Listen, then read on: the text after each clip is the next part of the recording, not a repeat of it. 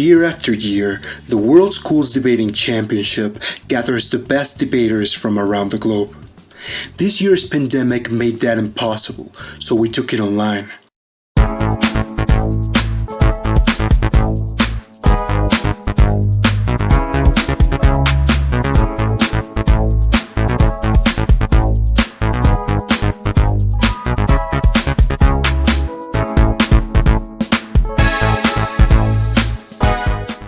In this style of debate, there are two teams.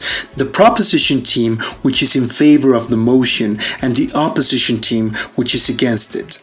Each side features 3 speakers giving 4 speeches. The first 2 speakers generally present constructive argumentation. The third primarily focuses on refutation, while the reply speaker summarizes the debate. For the prepared rounds, teams research the motions for weeks in advance. For the impromptu rounds, teams have only 1 hour to prepare after being told the motion.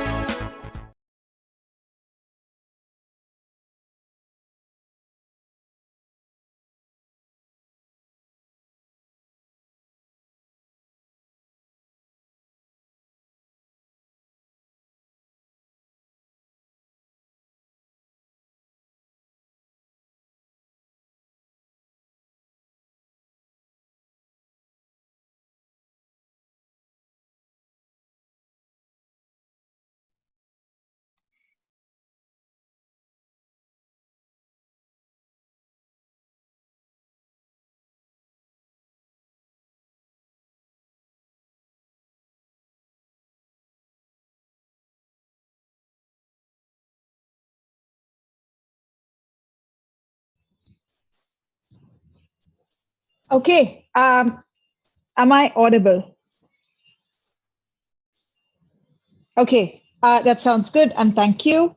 Welcome to the Online World Schools Grand Final. On proposition, we have Team Sri Lanka. Can we have a round of virtual applause for them? On the opposition, we have Team Canada. Can we have a round of virtual applause for them as well? Very quickly, I'm going to introduce myself. My name is Vashni. I'm from India, and I'll be chairing this round. I'm going to do a quick round of introductions, and I'm just going to let my panelists introduce themselves, but I'm going to hand it over to someone specific so that we don't confuse ourselves and start all at the same time. So Tex, if you can go next. Yep, hi, I'm Tex. I'm on the panel. I'll hand over to Fitch. Hi, Andrew Fitch, from England. Good luck. I'll hand over to Cleve. Hi everyone, I'm Cleanna. I'm from Ireland, currently in London. I'm going to let Senkai introduce himself next. Hello, I'm Senkai. Too long to explain where I'm from. I'm a panelist.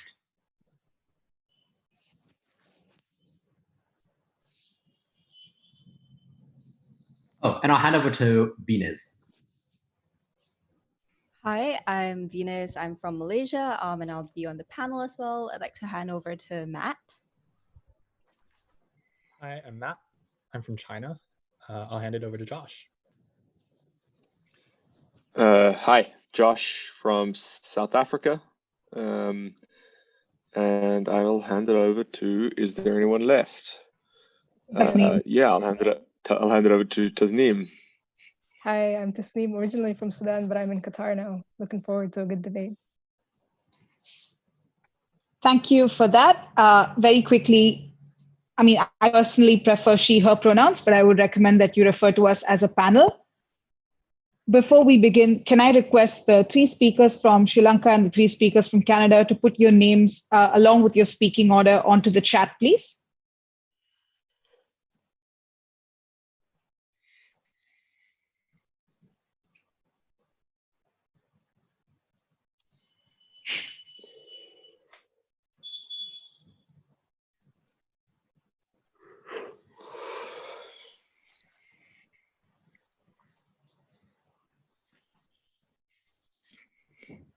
And if both teams can let us know, or you can do that before you start your speeches as well, if you have a specific preference on how POIs should be offered, Your two options being that the other team unmutes and asks a point of information, or they hold up a card or visually indicates that. Okay.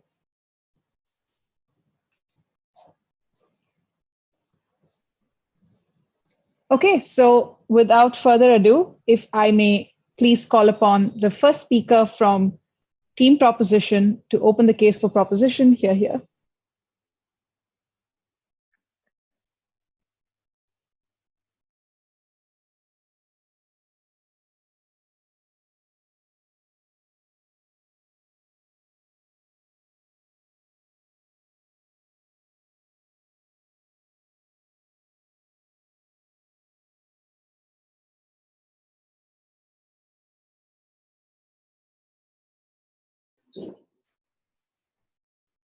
Can you hear me?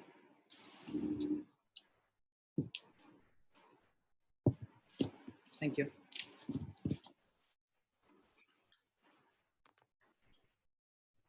Panel, the most heinous crime in human existence was never a single war or any single form of physical conflict. It's not even a single act. The worst crime happens every single day. It's when the boy that dreamed of becoming a teacher grudgingly chooses to go to medical school. It's when a lawyer sits back in her bench and wonders what would happen if she chose to cook. It's when we look at who we are and what we became, the people we left behind, and reminisce the day that we chose to kill our own dreams because society told us to. That is the world we oppose inside government. 3 points of framing before I move into my arguments. First, in both worlds, there's a guarantee of success to individuals. That is to say, given that we're talking about the average middle class individual who is talented enough to succeed at whatever field of their choosing, whether it be a doctor, a lawyer, or a teacher, for instance, in both worlds, you're probably still likely to be able to pay your bills, send your kids to school, and get food on the table. So in this impact of passion, we can see that in our world, you might not have all the comforts that they can claim on opposition. You might not be incredibly wealthy, but you still can probably maintain your middle class status. You still have the fallback of the resources you have, and you're likely to be stable.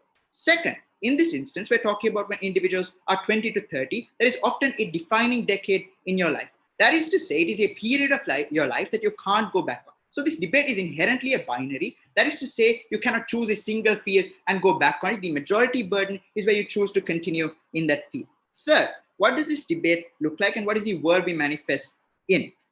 First, in their world, the comparative they need to defend is where you get more pay and you work longer hours. The characterization of this is often hectic and competitive fields like law, where you need to put in a significant amount of effort, but you might not necessarily be happy with the kind of work you do. It might not give you fulfillment. We can see you might make a lot of money, but that is different to getting the satisfaction from your work. Second, our world looks like probably being paid less, but you've still thought about it as something that you're willing to do, the thing you dreamed about as a kid, but you talked to your friends and said, this was what I want my life to be, or you envisioned it and you wanted to make it work.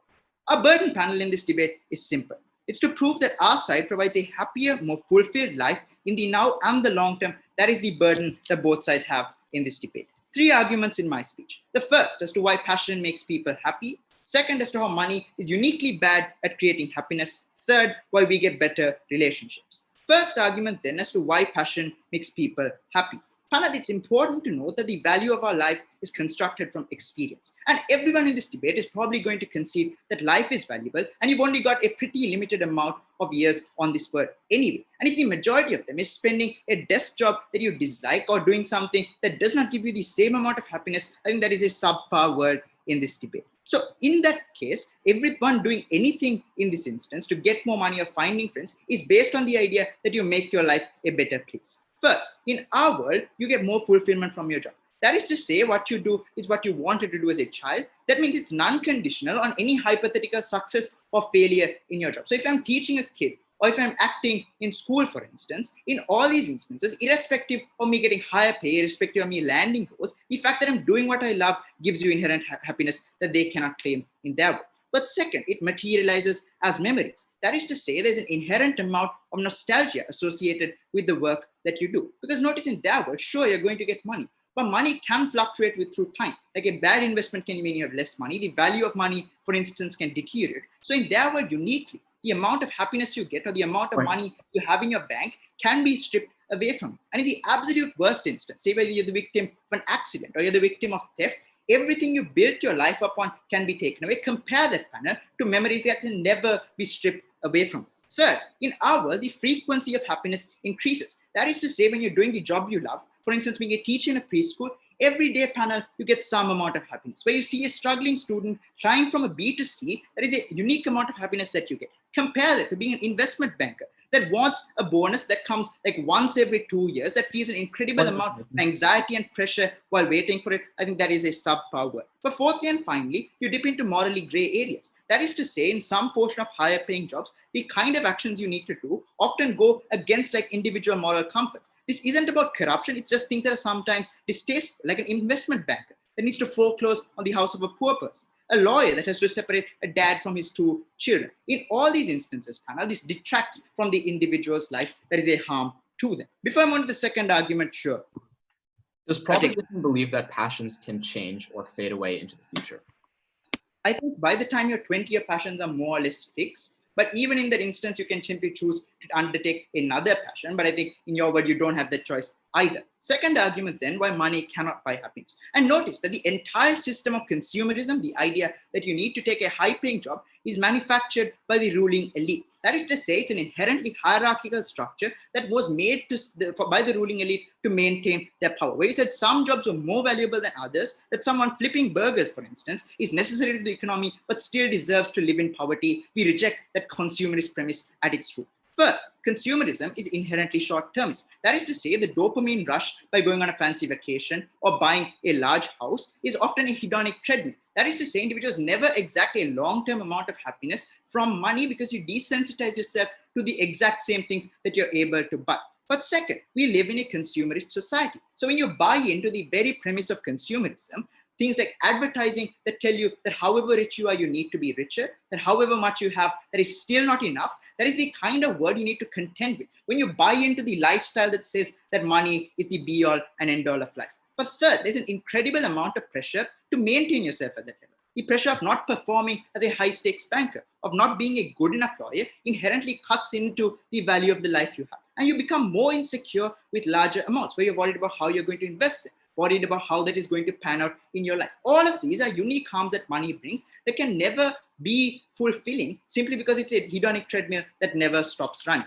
Third argument then as to how we get better relationships. Now notice that relationships are critical to the conception of ourselves. That a good life is dependent on the people we have around you and the family you have.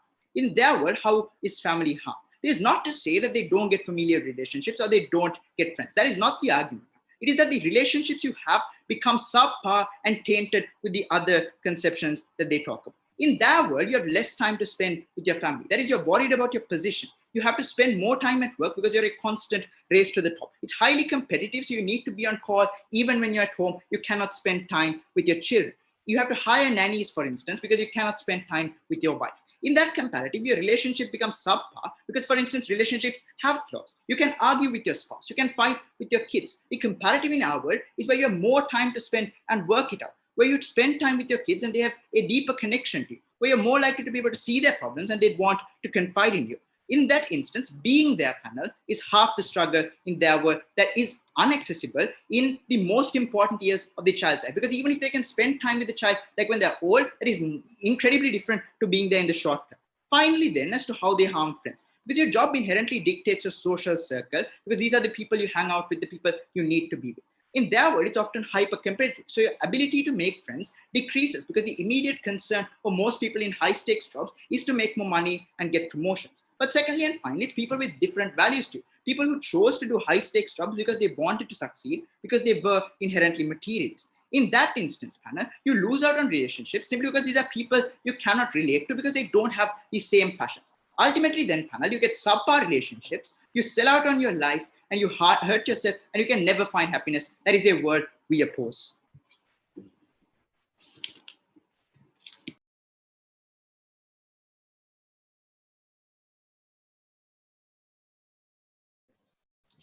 Are all the judges ready?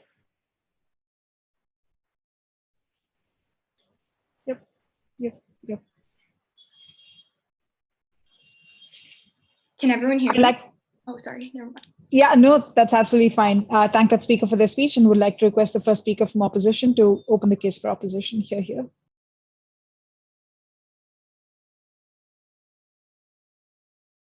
It is very easy to find faults with the path of a stable career, to conjure up the image of an investment banker or the quote unquote sellouts that all debaters like to show disdain for.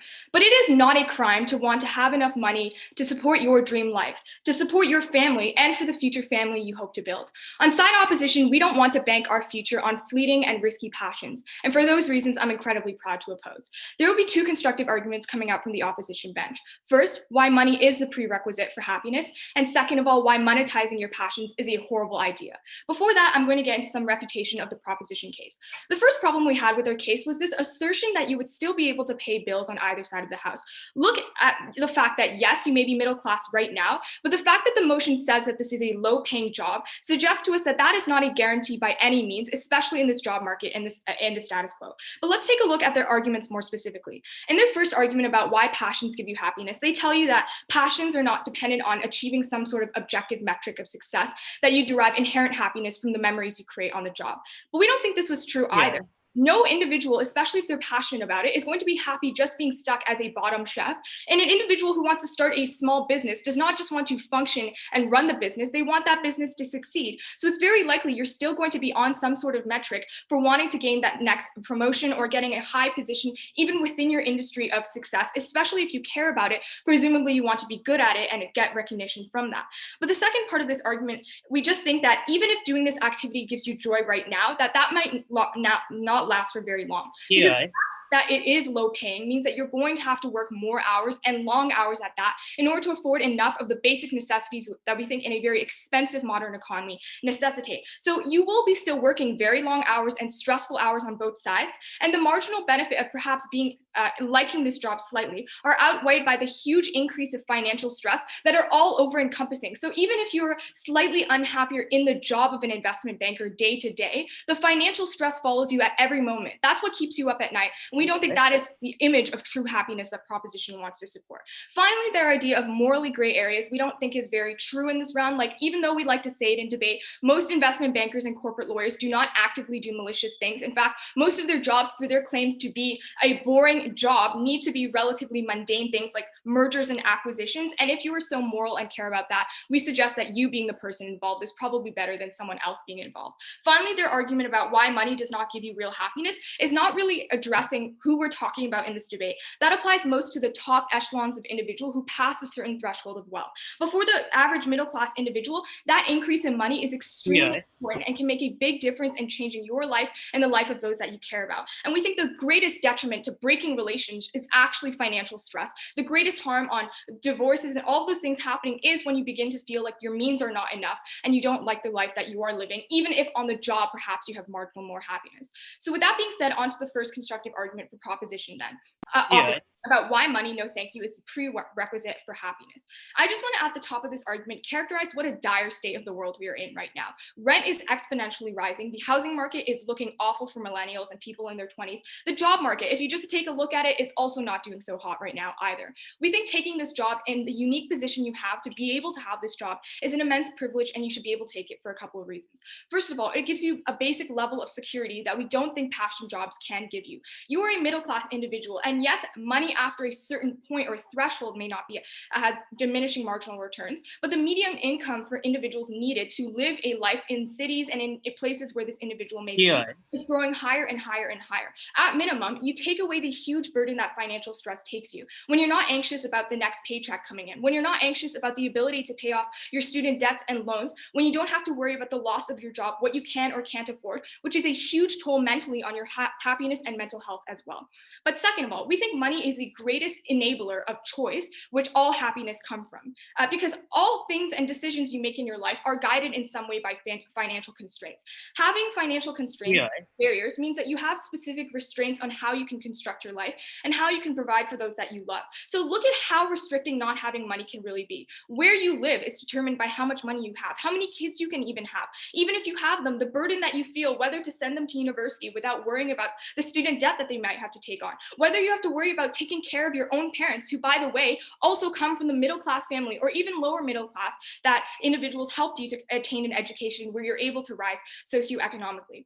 We think money is the ultimate freedom and equalizer in enabling you to have choice in every other domain of your life to create happiness everywhere else outside of your career. But finally, we think it gives you great flexibility for your career and cross-transferability. Because everyone at some point, no thank you, probably grows to regret or dislike their career in some capacity. And note that passion careers are not immune to this either. You are still very young. You're in your 20s. You don't have your passions necessarily fixed. You don't know where you will be in a couple of decades from now. But the problem is this is a long-term commitment, and passions may be fleeting given that your exposure is due to isolated moments of hobbies and not depending your whole career on it. But the issue is that if you're a chef or a social worker, you're limited to that industry now because you don't have any transferable skills to other areas compared to if you do not start on a corporate ladder, you can never go back on it in the same way because this is the prime time now where you have this opportunity to develop those skills. On our side, when you have money, when you have the skills and the backing and the resume and the experience in all of these areas, that means you have far more choice for what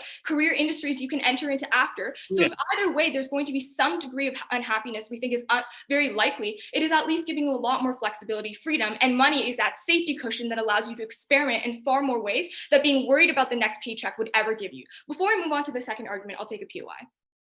Given that the info slide says that you are a young, talented individual who is able to take a high-paying job, isn't it reasonable to assume that you're probably going to be good at the low-paying job that you take?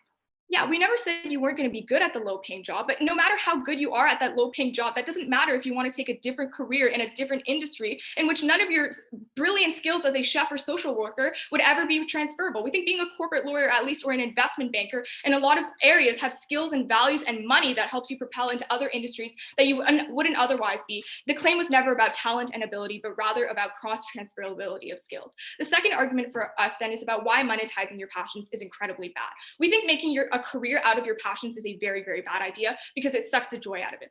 But I want to deconstruct a couple of reasons for why this is the case. First of all, the reason for why this was your passion is because you were able to do it on your own terms. You have control over what you do and how you spend your time doing it. But the problem is when you make a career out of it, that is becoming what other people want you to do, not what you want to do. Now you're beholden to clients and deadlines, what they want you to cook. Cooking at home and cooking from your cookbooks is very different from being in a hot kitchen in the evening when you're beholden to your boss, for example, or when you're an artist or an individual contractor doing commissions and all those individual things, which means the freedom and the control you have is significantly constrained. But second of all, we think it's a passion a lot of the times because it is an escape from the daily grind after the monotony of a job or the daily life. But the passion now becomes the grind itself of the day. That comes with a lot of baggage with it because the anxieties of not being able to make money, the financial stresses are all wrapped up in this. And the pressure from your boss, for example, from your workplace, all of it becomes wrapped up in it and the ability to make means to an end.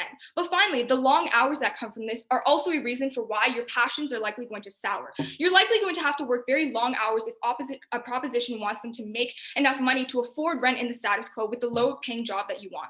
Now, each hour pays way less. It means it is very immensely stressful. And it also becomes a lot more tiring and your relationship sours with it. So the time that you spend on your job is likely going to be symmetric either way. But at least on our side, we have better access to passions when it is on your own terms and on your own time. When you have the money to afford doing things like going on vacation and other passions that also apply on your life, that even if it makes a difference, you can retire early also and focus on your passions on your own time and your own terms instead of being dictated by a career that we think is more likely to make your passion sour. On either side, there's going to be stress. We think on our world, at least we have money, which is the equalizer and enabler of a lot of different choices. For all those reasons, I'm very proud to oppose.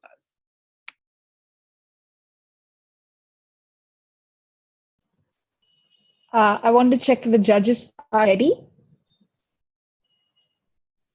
Okay. I'd like to thank that speaker for their speech and now request the second speaker from Team Proposition to continue the proposition case here.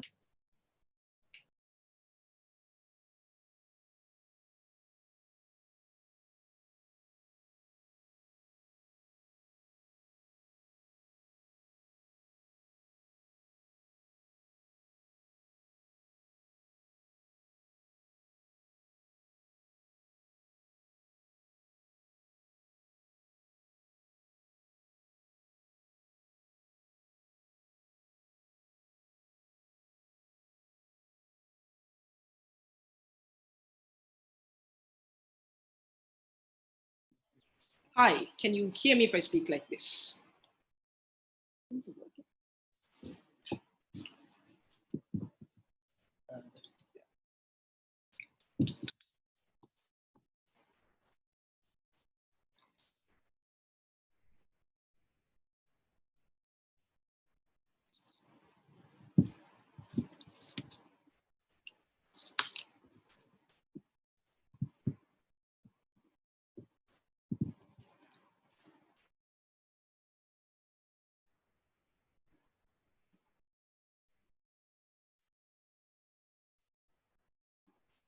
Panel, I want you to think very carefully about the last time that you saw a jubilant investment banker. Because both of my parents are doctors in reasonably high paying jobs, and I haven't seen them smile in weeks. They're too tired to come home and spend time with me and my sister. They can't afford to spend time on the hobbies and luxuries of being able to live a reasonable middle class life because the demands of their job exist to the point where they, in fulfilling those demands, are incapable of fulfilling their passions. They never dealt with the specific aspect of time and how that is taken away from you. I'm going to have two areas of response in this piece. Firstly, on passion. Secondly, on money. Finally, I'm going to give you our third argument about self-development and why we think we make it better. Firstly, then on passion. And the first contestant we get from side opposition is that passions are fleeting. I have two responses to this. Firstly, this debate is about a 20-year-old who is making the decision as to what career to go into. So it's reasonable to assume that they've probably spent some time cooking or being a nurse, for example, and it's reasonable to assume that their passions aren't surface level, that they know enough about this job to know that this is what they want to do. But secondly, I would argue that that argument cuts both ways. I think the desire to accumulate more money is as fleeting, and by nature itself is more fleeting than any passion because of the analysis that we gave you in first, that money by nature is short term, that it is part of a greater consumerist structure, but the short-term dopamine rush you get from buying another yacht can only be replaced by wanting to buy a second yacht panel. But thirdly, they never respond to the idea that this limits the time that you have. And all they had to say to this was, oh, your skills aren't transferable. The fact is, panel, they don't have to be transferable because you enjoy doing your job in the first place. I've never heard of a stockbroker, for example, who volunteers in a soup kitchen because he likes cooking. That kind of thing doesn't happen. Secondly, they argue that these professions aren't necessarily morally grey. I would argue that the 2009 financial crisis, for example, is a pretty morally great thing to do on part of investment bankers. So I don't necessarily think that this argument is empirically true. But thirdly, they say that you are beholden to your clients when you are passionate about your job, and that sucks the passion out of it. I want you to think about this argument very carefully. Because if people dislike being beholden to their clients, that exists on both sides of the house and is not mutually exclusive. What we do comparatively on our side of the house is that in the process of fulfilling your clients, you gain a sense of enjoyment out of that process yourself. So sure, you as a sous chef, for example, are still beholden to your main chef. But the fact is, if you like cooking, then you're going to be happy in the process of making those individuals happier. But finally, this analysis on holidays and being able to retire early. Notice the framing that we gave you in Opsicle. This is a defining decade. Your 20s, your 30s, and your 40s are a very important time in your life. It's when you reflect back as a retired individual and decide whether I had a good life. Those kinds of things are determined by these kinds of decades. If you spend the vast majority of your time when you are young working a job you do not like, you will not be happy. I don't think holidays are able to fulfill that gap. Secondly, then, on money. And the first thing that they want to give here is a mechanistic quibble about how there's no guarantee of wealth. One, the info slide itself assumes that you are a talented middle-class individual who probably lives in like a developed country or is part of the middle class of a developing country. I think it's reasonable to assume that you won't be living paycheck to paycheck. But secondly, I would argue that that argument cuts both ways because I think the guarantee of success in a high-paying job is far, far lower because it is more saturated. Because it is the most talented individuals who want to become doctors and go through years and years of med school. You now need to compete with those individuals. Comparatively, on our side of the house, if you're already a talented individual who could become a potential stockbroker, you're going to have a pretty easy time as a teacher. The likelihood that you will be able to climb the ranks in that job and eventually become a principal are far,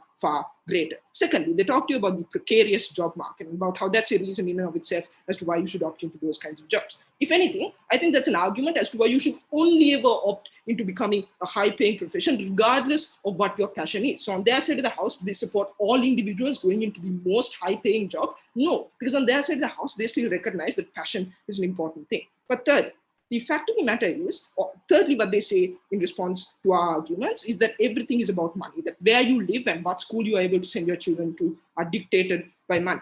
Firstly, that cuts more their way because on their side of the house, they increase the insecurity associated with having so much money. They are to now to the point at which you have to manage the hedge fund of another individual, or you have so much money that you need to be able to decide, how am I going to keep this money safe from vultures? How am I going to invest this money to best deal with it?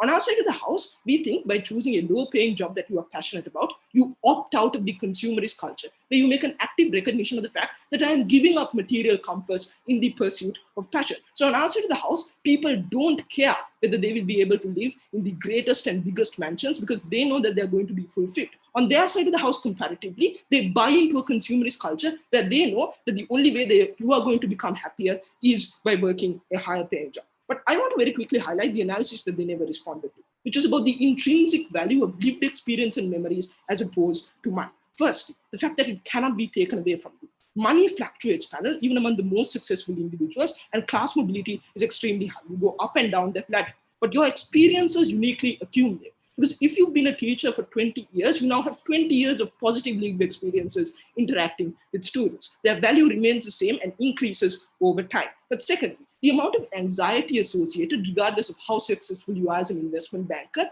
means that in the lead up to a make it or break it point in time in your career, in the lead up to realizing whether or not you're going to get that promotion, there's a massive amount of anxiety associated with all of those things. They never responded to the intrinsic value of lived experiences in the context of having limited time. Before I move on, if you have it, I'll take a point.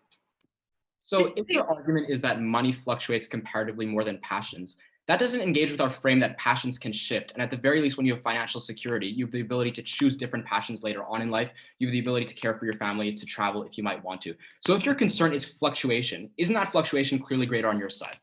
So two responses to that. One, once you've chosen one high-paying job, I don't think that there's a lot of mobility in terms of your skills. If you're a stockbroker, you can't afford to spend another 10 years in law school, panel. This argument is empirically untrue. But secondly, on our side of the house, people have more time. So even if you dislike, at the very best, even if you give full credit to the argument, you dislike working in your own professional kitchen, at least you can volunteer in a soup kitchen, for example. My argument then is going to be about how this leads to greater self-development.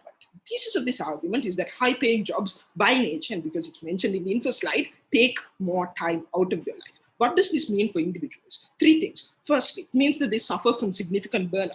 After you've come home from a stressful day at the stock market, you cannot afford to do anything else. You're so strung out from that experience that all you can do is sleep. But secondly, there's a huge cost on your physical and mental health.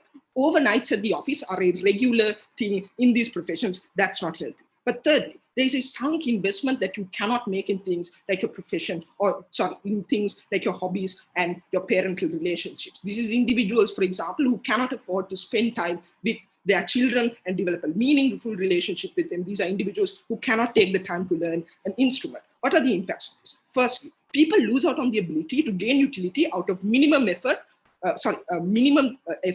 maximum utility things. So things like the idle bliss of example, for example, playing a musical instrument or watching television are things that individuals cannot do because they do not have the time to do so. But secondly, I think there's more fulfillment to be gained from things like leisure activities, because your contribution to the stock market as a stockbroker is rather instrumental. It does not matter in the grand scheme of things. But you know what does matter? It matters if you're able to do things that are genuinely fulfilling to you, like be able to paint. It matters if you have spent time with your family, for example, and have made a meaningful contribution to the lives of another individual. You are only able to get those kinds of things on our side of the house. On their side of the house, they strip away the identities of individuals to be pointed with their instruments of a greater corporate structure, side-by-side proposition.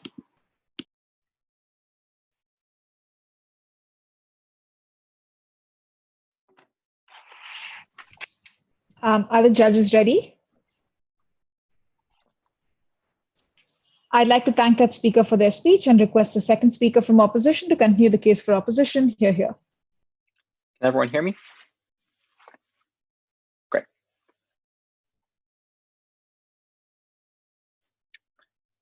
The abstraction inside proposition's language hides the assumptions at the core of their case, that you can just opt out of consumerism. And the vagueness they give about following your passions doesn't deal at all with what this really looks like.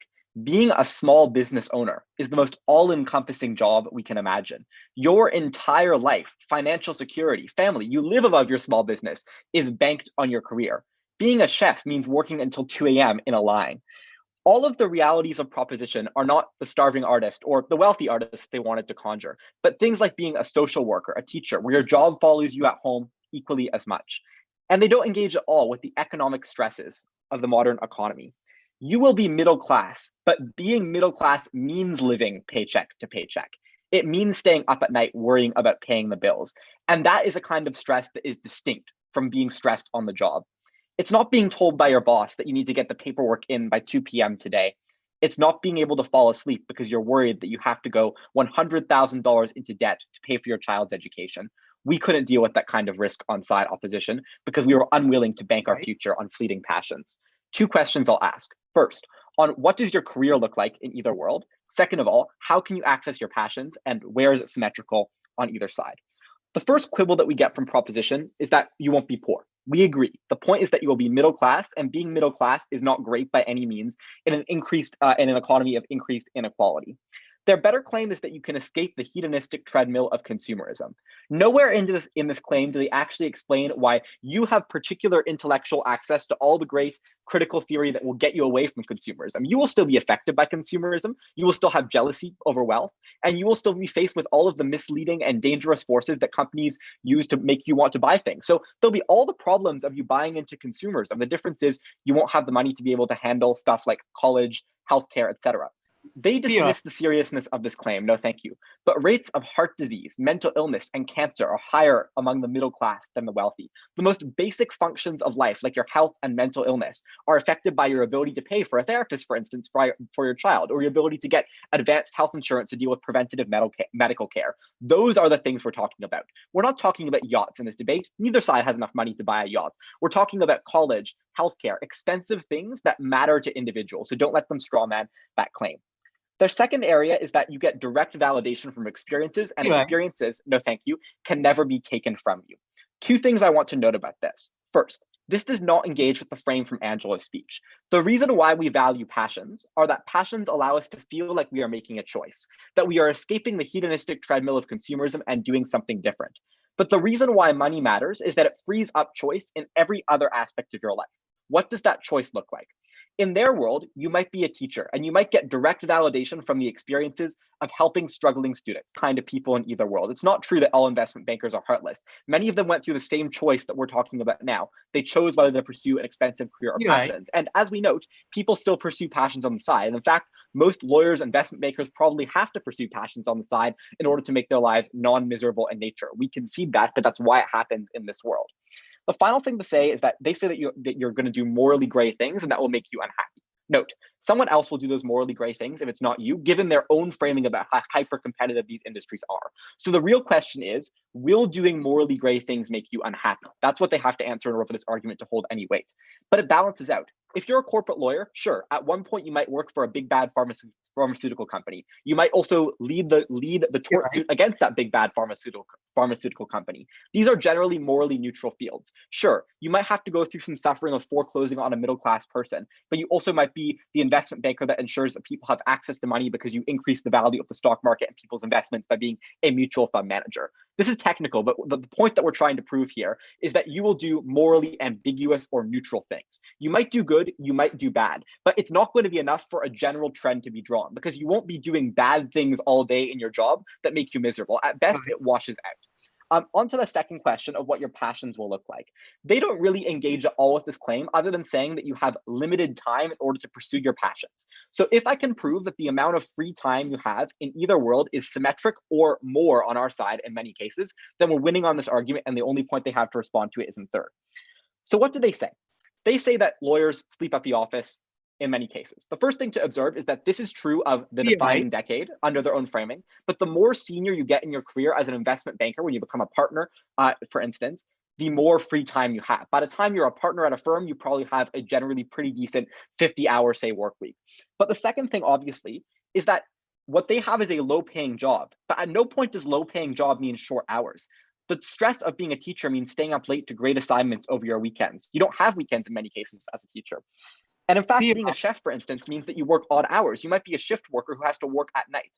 All of this is to say that your schedule will be highly variable, contract-based, and you will have no certainty. At least when you're an investment banker or a lawyer, sure, the hours are long, but you know what you're doing. You're not being called upon at any hour of the night to do work as a chef. I'll take the point.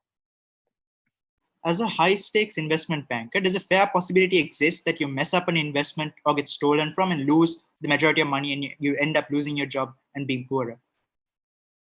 Sure, that risk does exist, but I think given Prop's own framing about you being talented, you're probably less likely to mess things up. That just cuts both ways into their arguments. We assume a reasonable degree of average success, the normal life in a career. We're not sure where they're going with that. What is our argument on passions? This wins us the round. we explain that if you do have a passion, first of all, it is highly likely to be fleeting. Your exposure to deciding that you want to be a teacher or a social worker probably comes from some kind of defining experience. You had a teacher or a psychologist or a therapist who helped you at some point in your life. You don't really know what the career is going to look like on either side. You are a 20-year-old who has very little idea what your career path will look like in the end. The difference is you have no certainty about how happy it'll make you in this world, but you do have certainty over money in our world. That is the one constant that you'll have. The extent of their analysis is that money makes you unhappy because it's stressful to invest it. Really, just hire someone to do your investing for you and let them take a 2.5% cut. That's a very unsubstantial reason to say that money makes you unhappy, and no one's buying a yacht in this world, so clearly you're not on the hedonistic treadmill to the same degree. You cannot escape consumerism on either side, but you can get basics for your family and your life in ours. Importantly though, your passion is ruined. If you like cooking, you are not going to like working at 2 a.m. in a hot kitchen or taking orders from a head chef or getting years and 10 years of apprentice training. You will like the ability to cook for yourself at home.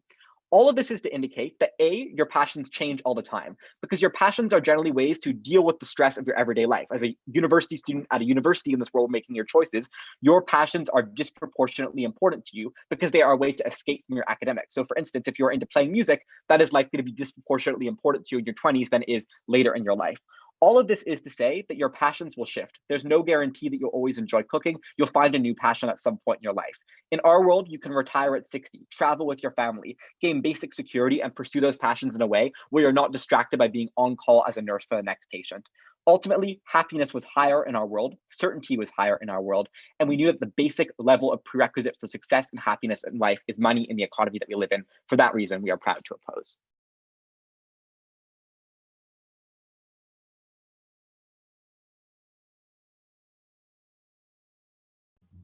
Are the judges ready? Okay, I'd like to thank that speaker for their speech and would like to request the third speaker from Team Proposition to conclude the constructive case for proposition. Here.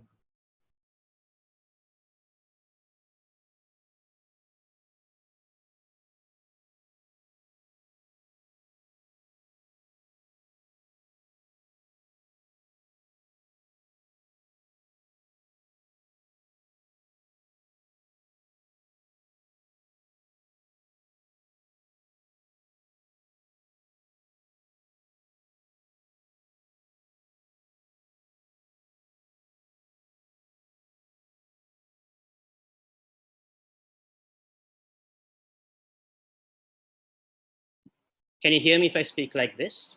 Thank you.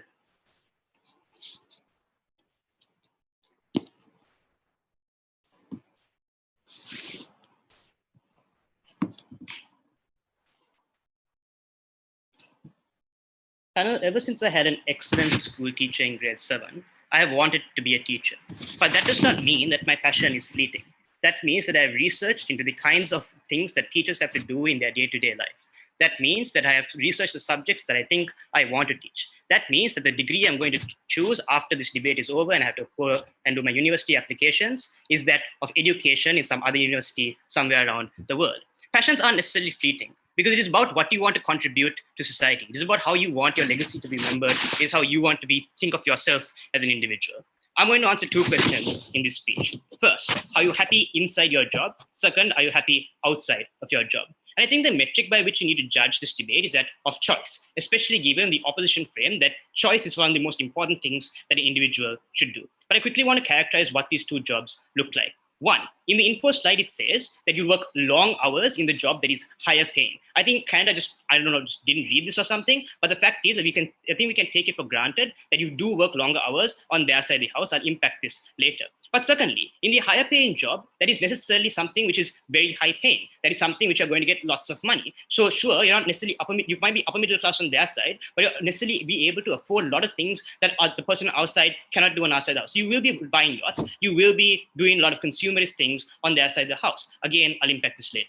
First clash then on are you happy inside your job? And the first thing that we get from opposition is that you're not guaranteed success, especially given the current job market and we live in a messed up world, so on and so forth. But the answer to the POI and the concession they make in their second speech is fundamentally contradictory to this claim. That is to say that you're good at your job, that you probably have a lot of transferable skills, given that you have the choice between several types of jobs, a high paying or a low paying one. The fact is that you're probably going to be able to climb the ladder even within the low paid job. So you might be a teacher, but you're more likely to be a principal, given that you're a person who is able to become a stockbroker if you want to, but you choose to become a teacher in the first place. So the guaranteed success on either side does exist. Is a frame we don't think they contested successfully on their side of the house. The second thing that they say is that money gives you the most amount of choice, that you don't have financial stress and things like that. I'm first going to show you that it exists an incredible amount of stress on their side of the house as an extension of the amount of money that you have rather than the lack of it.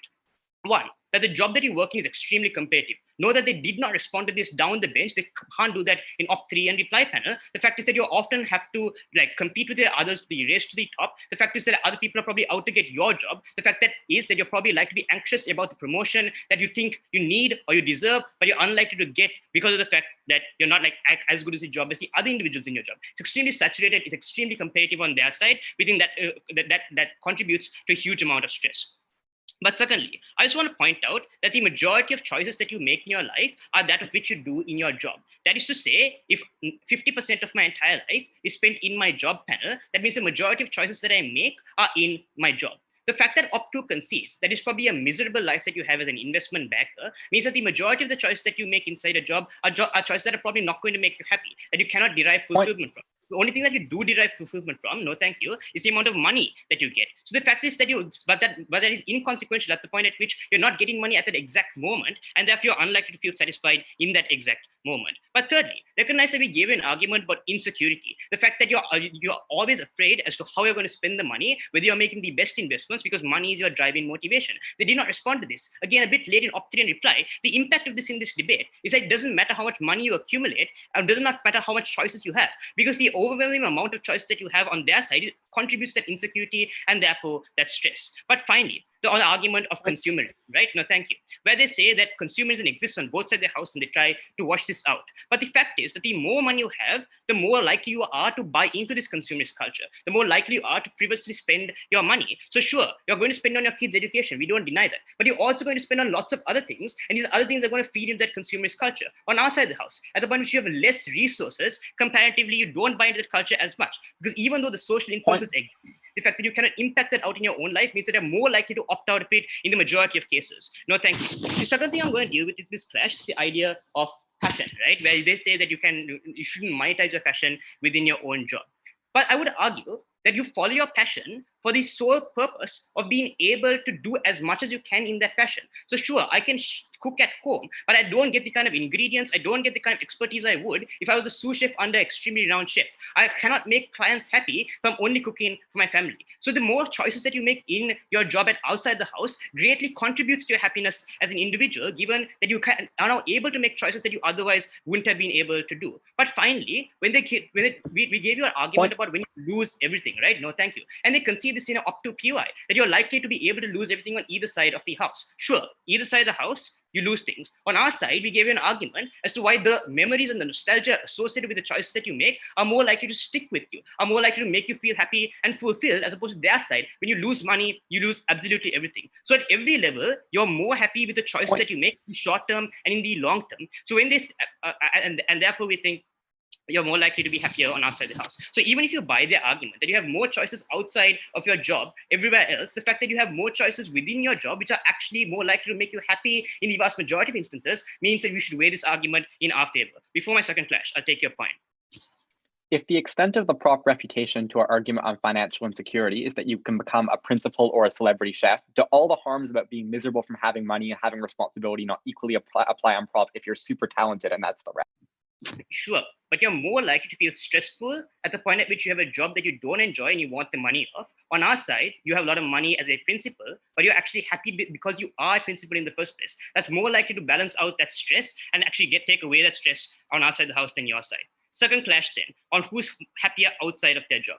The first thing I want to talk about is that of long hours, where they say that you're going to be able to apparently have be able to pay someone else to do your job and just chill at home and do whatever you want. I don't think that's within the scope of this debate. This debate is in an instance or a context by which you have to work long hours in order to get the money that you deserve. But secondly, when they argue that there's no certainty in the schedule of the individual who has to work as a teacher and is stressful on outside the house as well, one, we would argue that that is true to a certain extent, but it is not true for the vast majority of jobs, where you are able as a social worker to dictate the amount of time that you can spend, where you are as a teacher be able to identify how much time you need to spend on correcting papers and in the classroom. The point here is that in the vast majority, this can change on job to job, but the point here is that when you have a higher paying job, you have more things to worry about. You have more resources that you need to handle. You have more humans that need to contact you. You have more things that you need to do to get more money on their side house. So it's reasonable to assume you have to work longer hours in terms of the logic of this argument. The impact of this then, as correctly identified by Opto, said you have less time on their side of the house. One, this means you spend less time with your family.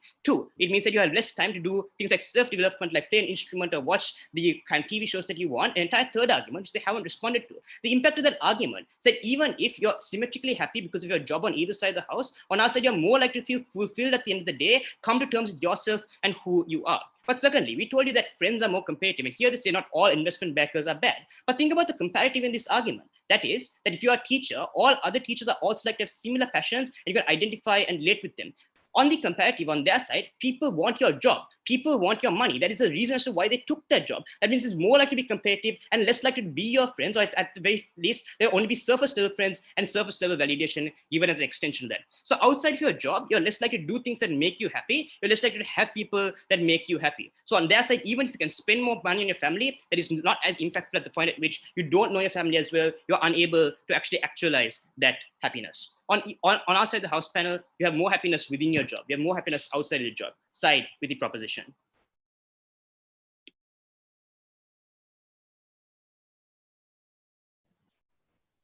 Are the judges ready?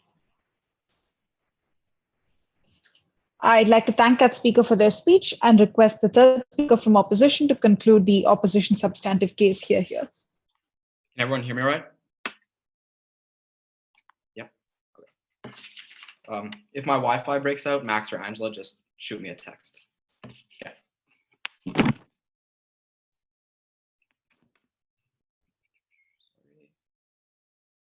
I'm going to talk about three things in this speech. Firstly, is money important for happiness? Second, does the proposition decision make you lose your passion? And thirdly, I'm going to talk about proposition's claim on morality. Firstly, is money important for happiness? Under this theme, I want to do three things. One, bring back our central frame about fleeting preferences and compare that fluctuation to the fluctuation of money. Second, I'm going to explain why financial stability is only possible on our side. And third, I'm going to explain why even if those preferences aren't fleeting, the financial stability we get on our side should be weighed heavier than the utility derived from those passions. So firstly, on the central frame of our preferences being fleeting, here we told you two things. One, that you do not yet know what you like. They say you have experience in your hobbies and in your passion, but you do not have experience in your hobbies and in your passion in the workplace. There's a difference between cooking in your free time and cooking when you are beholden to a boss that bosses you around. Second, the fact that passions shift with new life circumstances and experiences when a family comes around, for example. Here's what's important to note. People have limited passion capital. We care about our passions because we think they are more important and desirable than other things on our list of priorities. But that list changes over time, and proposition has to lock in our preferences at one point, assume they stay fixed, and be beholden to them for the rest of our lives. No, thank you. They say money fluctuates. Yes, money fluctuates, but you have more of it on our side, so you can weather against that fluctuation and prevent it from harming you. I'm just not sure why that was a comparative claim. So it is probably true that you might not have long-term derivation of utility from the passions that Prop talks about. Obviously, that frames the entirety of their case, no thank you, because that means all the meaning and fulfillment they derive is likely to disappear and fade away with time. But second, they compare this to money. They say money doesn't make you happy because of the hedonistic treadmill. I want to point out something very important here. The reason that treadmill exists is that things become monotonous. That is symmetric. Look at their language. Look at their language. They say, we get desensitized to the things that we keep pursuing over time. That is their logic. That is true of passions that you keep pursuing over time, when that becomes the monotonous daily routine of your life. The comparative then is this. If to some degree, no thank you, your life is going to be characterized by monotony on either side, on our side with money, you can buy different experiences with money. You can buy travel. You can care for your elderly parents. You can retrain to transfer jobs because you have the money to take time off work. So if their concern was monotony, that is more happening on their side of the house. That is why, on balance, the preferences that we get on our side of the house are probably more meaningful and more beneficial to the individual. But now let's secondly talk about why financial stability is only possible on our side. Because they try to co-opt all our benefits by saying you can still live a comfortable life. Their reasoning, no thank you, you are talented and a middle-class person. 3 sets of responses. Number 1, in low-skill jobs, there's a high supply of workers. There are tons of people who are willing to do it for their own enjoyment. And because it's low skill, there are tons of people who are qualified for those jobs. Given that the supply of workers in those fields is high, the pay for those workers is likely to be quite low. And that is the structural reason why they do not get to co-opt our benefits in terms of the money that you have. Second, the fact that you are talented doesn't mean you are talented in that passion. And given that these are low skill jobs, because by inference from the fact that they are low paying, it is difficult to stand out. That is why there isn't massive variation in the amount that different teachers actually make in their salaries. That's why oftentimes small businesses fail. I guess that's a separate point. Small businesses often fail. That's worth noting. But also just the fact that it is difficult to stand out based on the talent and the skill that you have in these fields. So they were disingenuous when conflating the degree of talent that you have with the degree of money you are going to make in these passionate fields. Thirdly, though, and this is crucial, circumstances change. You need more disposable income as a safety cushion. Even if you're comfortable now as a middle-class person, what happens when you get a family? What happens when a recession hits? Relationships are going to be better on our side of the house when you have money, for example, to care for the elderly. And here's where I point out, you might have toxic competition in the workplace on either side of the house if you're trying to rise up the corporate ladder on both sides. So the thing about toxicity is probably symmetric. The difference then becomes, we get comfort and we can bring true joy to people we care about. At the age of 20 or 30, you're probably not spending tons of time with your family anyway. At the very least, on our side, you can financially support them with the money that you make. So given that circumstances are going to change, money is the greatest shield against those changing circumstances. And that is why we're better for financial stability on our side. The conclusion is that our preferences are more important, A. B, we get more financial stability on our side. The third thing I want to do in this theme is assume that their preferences and passions are more important and weigh that against financial stability. The first thing to note is on stress and long hours. We told you these were symmetric. They need to work longer hours to get financial stability. As a small business, running a small business isn't like known for relaxed working hours, by the way. And then they say, well, look, the info slide says our work is longer hours. But if they want financial stability, they're going to need to work long hours. So they need to choose whether they wanted a relaxing schedule to avoid the stress or if they wanted more money. They couldn't get both. But realistically, the hours are going to be roughly similar. Maybe they're longer on our side, and I'm willing to concede the marginal increase. There are 3 deadlock breakers then of why you should still vote opposition. 1, because they might say at least you like your job, so the stress hurts less.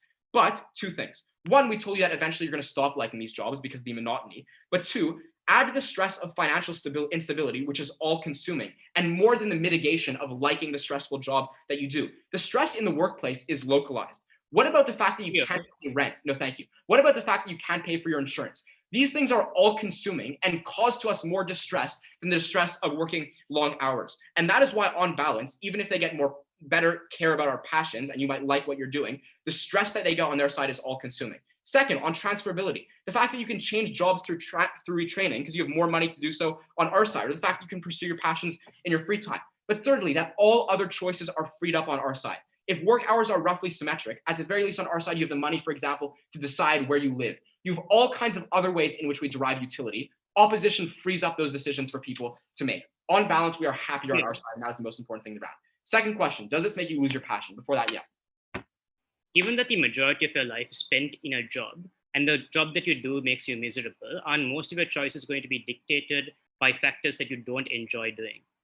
That is our argument. Like, if you are arguing that on either side being unhappy in the workplace is a bad thing, then that is a reason why you should prioritize money that frees up other choices you can make. Second thing then on whether this makes you lose your passion. And this is charitable on the frame that even if these passions aren't fleeting, the process of being involved and making and monetizing them is going to decrease the amount of utility you derive from them. Our argument was things like pressure from bosses, the long hours to remain financially stable, are things that decrease the joy you get from your passion. Their response is you enjoy the process. But here's the thing. We like doing things when we are free to do them. That is why I don't like school, but I do like debating, because it is a free choice that I make, and I feel autonomous in making that choice, even though the intellectual activities are roughly similar. The point is this. There are different ways in which everyone can derive happiness. But what matters to me is that I feel that I have the choice and the freedom to choose what it is that makes me happy. And the comparison then is this. The utility of the passions that proposition talks about is going to diminish over time. But on our side, into the long run, we can have access to those passions anyway. They say you don't have time to have access to those passions, but if you have money, you can retire far earlier and then have time to pursue them when it really matters to you. Crucially, those passions matter more to you when you're elderly, when you're in your when you're retired, because that is the moment at which you just want to relax and enjoy your life, as opposed to the time where you're probably going to be stressed anyway in the workplace. The passion is going to die on our side of the house. We keep it alive on ours. Thirdly, on morality, they say you're going to do morally great things if you become an investment banker. The first thing I point out is that most of these jobs do a net good for the world. Investment bankers, perhaps with the exception of the financial crisis, add money to the economy. Lawyers contribute to the aggregate function of justice, even if there are some bad apples within it. But second, the likelihood that you do something bad is quite low. Someone else is probably going to commit the wrong, but there's massive expected utility for all the reasons we gave you in the first two themes that you can derive from it. But thirdly, we flip this claim by saying when you have money, you are more capable to donate for altruistic reasons. As somebody who rose from the middle class, you knew what it was like probably at some point to work paycheck to paycheck, and you're likely to be empathetic for those people. So if the deadlock is morality, you're more likely to fulfill it on our side. Proposition's choice banks our future on fleeting passions, and we could not accept that. I'm very proud to oppose.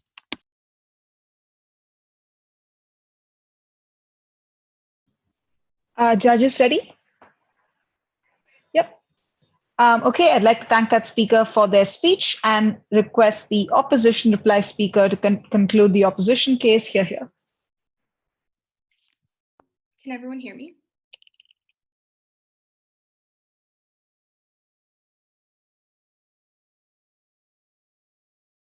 It is true that while right now you may have a passion for this specific activity, we told you on side opposition that once you enter into a career and to the real world of adulthood and the modern economy, a lot of that changes and you take on a lot of responsibilities outside of your workplace. Given that on opposition, we've proven that in either world, to some extent, you will be able to pursue your passions, probably more on our side too if you have more money to do so. The question is whether money itself and that stability outweighs the marginal benefits of happiness that they get on the job from a job that they would like to talk about. So then two main themes in this round then. First, is money a prerequisite for happiness? Second of all, who better allows access to passions? First, is money a prerequisite for happiness? Now here proposition has two main central claims in the debate, that the choice to do what you love gives you happiness, and that this experience is what matters the most, that this lasts and it cannot be taken away from you, and that this process is something that is independently fulfilling. We told you that all of those claims were non-exclusive to their side and actually could be better fulfilled on ours. That money gives you the ability to invest in creating experiences, that you can probably have a greater range of experiences like travel, what you can afford to do with your family and for your family, and also investing in passion projects that also may take money on the side. That money gives you the greatest choice in where you can live and how you can live, which is the most predominant facing thing that affects your life. How do we outweigh their claims then about, because we do concede to some degree they may get some happiness from this job.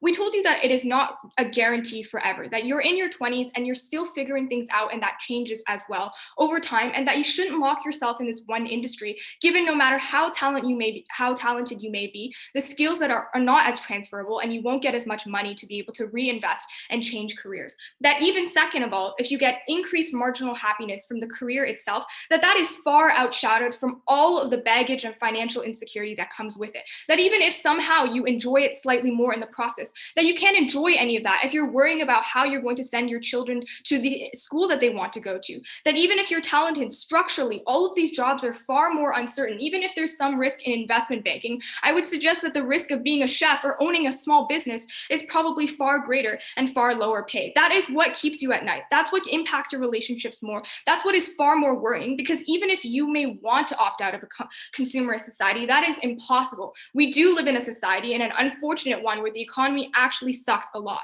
So on net, even if on the job itself there's a marginal increase in happiness, we suggested to you that you're far more likely to be miserable overall, because even if you have extra time from that job, more of that time is stressing about how you're supposed to pay the bills and ensure that your family and your middle class family actually gets a life that you want to support them. Because even if you're passionate about it right now, your passions change and your family might be what really matter to you later on, but you can't support them at best. What is important here is that the passion in your life is only one thing in a larger sphere of your life. We suggest that your family, present and future, where you can live in that security blanket, allows you that freedom and choice to guarantee you in the long run, in whatever you may want to pursue, better off. So on the point about happiness, we would suggest even if on the job they get the marginal increase, that overall in your life, you're probably going to be better off on our side when you don't have to stress as much and have all of the mental burden and tolls that we talked about.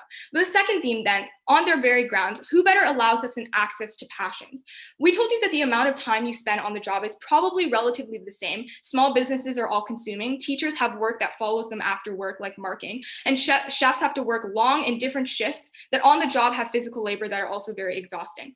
That passion on their side is likely going to diminish, given that you have to be beholden to clients at deadlines. They told you that the process is what's valuable for you, but that process was valuable because you could choose how you spent it. Those experiences that you want are going to be dictated by other people and on different terms in a structured workplace, unlike if you're able to take it on our own terms. So even if there's limited money, we suggested having money, limited time, having money allows you to maximize what you do with that time, whether you can buy nice equipment to cook really well or to paint, and that you can retire early and spend all your time doing that passion if you want. But at the end of the day, the marginal increase in happiness in the job was not worth it. And we did not want to bank our entire future on a risky, fleeting passion that in the end would not be able to suffice for your whole life. For all those reasons, very proud to oppose.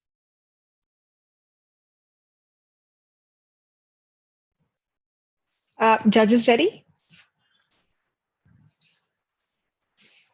I'd like to thank that speaker for their speech and request the proposition reply speaker to conclude the case for proposition. Here.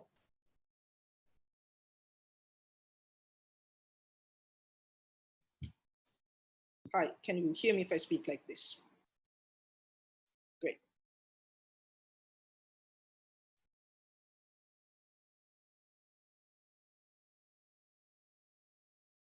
Panel, the strategy of opposition in this debate is twofold. Firstly, it was to try to narrow this debate as much as possible, because they wanted to tell you that these two choices are more symmetrical than they are different. I think there's a disservice to the spirit of the motion, the info slide, and the panel who has to judge this kind of debate. But ultimately, in their reply and third speech, they do give us the ground that we need to make this debate realistic and to let us win. But secondly, it was to make the entire case tautological, to say that the job market dictates the job that you should choose. This, in and of itself, is a perversion of the motion, which constitutes or relies on the idea that you have this kind of choice in the first place. I think the frame that you got in Jan's speech, that you will likely remain middle class, that you will not live from hand to mouth or paycheck to paycheck, remains strong.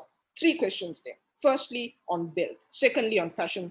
Thirdly, on relationships. Firstly, on wealth. And I think what is hung here, or what they need to prove, is that on our side of the house, that people share a greater amount of financial stress. Firstly, why do we think this is untrue by dint of the motion? Firstly, in a concession in POI in OPSECON, they prove that the value of your talent means that you are likely to succeed in whatever job you choose. I think this is probability of success is far, far higher, to the point at which you are a person who could have been an investment banker, but now chooses to be a teacher, something that requires significantly less skill to do. So you're likely to climb the corporate ladder in that respective field. You're going to go from sous chef to the main chef. But second, to make this comparative, competition is more saturated on their side of the house. So even if you're a reasonably talented individual, the chances that you will be able to get as much money as they need in order to maximize their benefits is very, very low. You won't necessarily live free of financial stress on their side of the house. And in fact, the argumentation that we gave you was that when you have more money, you have more financial stress, because the idea that you have to invest this somewhere, that you have to get as much return as possible from this, was never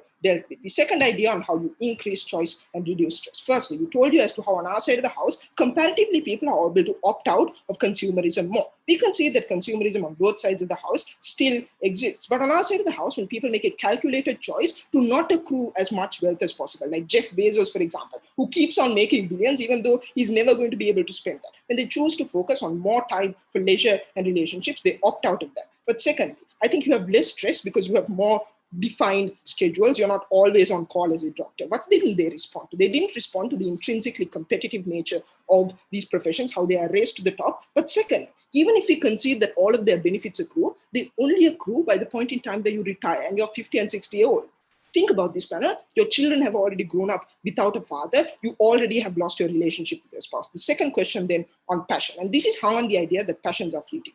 Clear characterization here is that they aren't. If you're 20 years old, you probably know what you want to do. This is about what you want to contribute to the world, how you want to be remembered. But secondly, I would argue on our side of the house, if in fact individuals hate jobs and hate deadlines and hate bosses, they're going to hate them a whole other hell lot more on their side of the house when this boss is giving you work that you don't want to do. At least if you're overworked on our side of the house, that is doing work you actually enjoy. So we're able to mitigate many of the harms of jobs that exist. And the fact that most individuals spend most of their defining decade in a job means that this is important. Finally, what didn't they respond to here? Firstly, they never responded to how you have to do morally ambiguous things. The point isn't that somebody else is going to do it. The point is that you have to live with that on your consciousness. Secondly, they never responded to as to how the frequency of happiness is far, far greater. How when you genuinely are able to interact with children who are genuinely happy at the fact that you are able to elevate them from a C to a B, that is a more meaningful experience.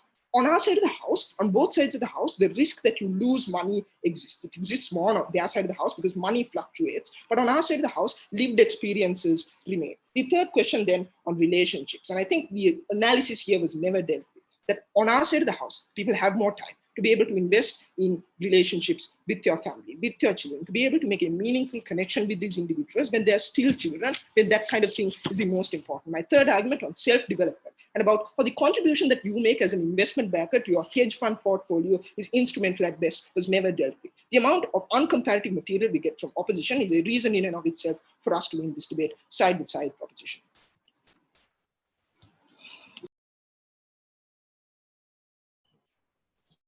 I'd like to thank that speaker for their speech and all the speakers for what was a wonderful debate. If we can get a quick round of virtual applause. Julio, however, you're working this out. So if the judges are staying in this room, then please cut the feed. And if you're moving us out, that's okay as well.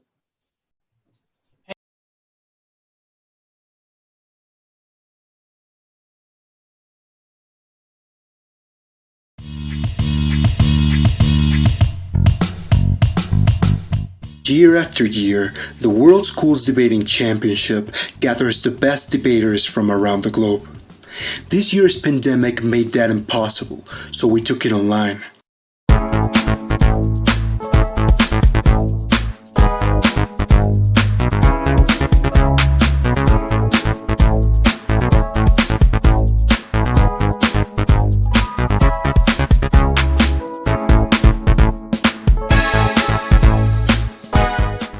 In this style of debate, there are two teams. The proposition team, which is in favor of the motion, and the opposition team, which is against it. Each side features 3 speakers giving 4 speeches. The first 2 speakers generally present constructive argumentation. The third primarily focuses on refutation, while the reply speaker summarizes the debate. For the prepared rounds, teams research the motions for weeks in advance. For the impromptu rounds, teams have only 1 hour to prepare after being told the motion.